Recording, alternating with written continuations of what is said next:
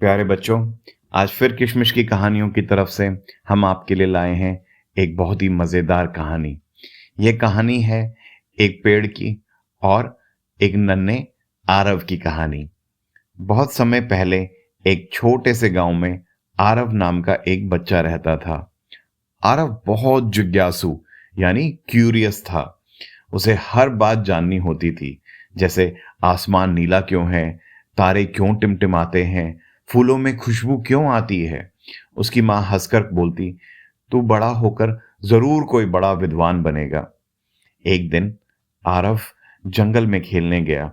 वहां उसने एक पेड़ देखा। यह पेड़ बाकी पेड़ों से बिल्कुल अलग था।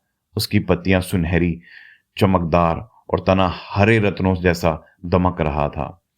आरव ने बड़े आश्चर्य से यानी हैरान होकर अपना हाथ आगे बढ़ाया और तने को छुआ। अचानक पेड़ से एक बड़ी मीठी सी आवाज आई, बेटा आरव, तुम बहुत जिज्ञासु हो। मैं एक जादुई पेड़ हूं। मैं केवल उन्हीं को दिखाई देता हूं जिनका दिल सच्चा और साफ होता है। आरव की आंखें खुशी से चमक उठी। वाह, सच में? क्या तुम बोल सकते हो?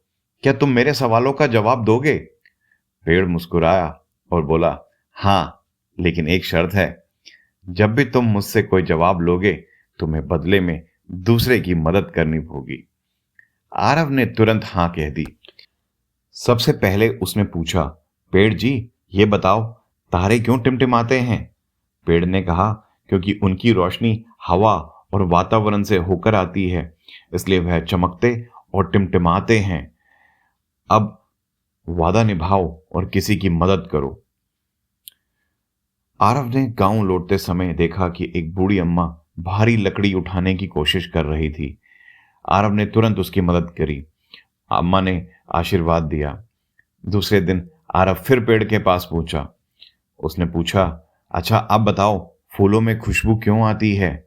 पेड़ ने समझाया, फूलों की खुशबू तितलियों और मधुमक्खियों को आकर्षित करती है, ताकि वे पराग फैलाकर नए पौधे उगा सकें। आरव ने वादा निभाते हुए गांव के कुएं से पानी खींचकर प्यासे जानवरों को पिलाया। दिन बीतते गए। आरव हर सवाल के साथ नया ज्ञान सीखता और हर बार किसी न किसी की मदद करता। धीरे धीरे पूरा गांव उसकी अच्छाई से प्रभावित हो गया। लोग कहते, आरव बहुत बुद्धिमान और दयालु है। लेकिन एक दिन गांव में सूखा पड़ गया। खेत सूखने लगे और लोग परेशान हो गए।